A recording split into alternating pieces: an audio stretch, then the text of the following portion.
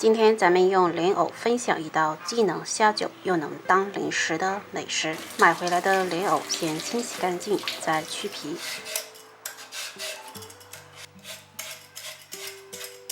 对半切开，先切片，再切成条。切好泡清水中，加点白醋，防止氧化变黑。洗去多余的淀粉，再沥干水分。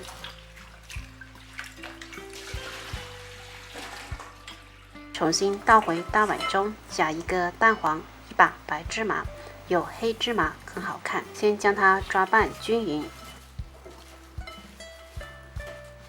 再来一勺玉米淀粉，继续抓拌均匀，让每一块莲藕都均匀地裹上玉米淀粉。锅中多来点油，待油温5成热，下入莲藕，中小火慢炸，炸至定型要勤翻动，让它受热均匀，防止炸糊了。直至炸至莲藕发硬，表面金黄，咱们先控油捞出。把油温再次升高，将莲藕放进来复炸10来秒，这样炸出来更酥脆，而且不油腻。炸好控油捞出备用。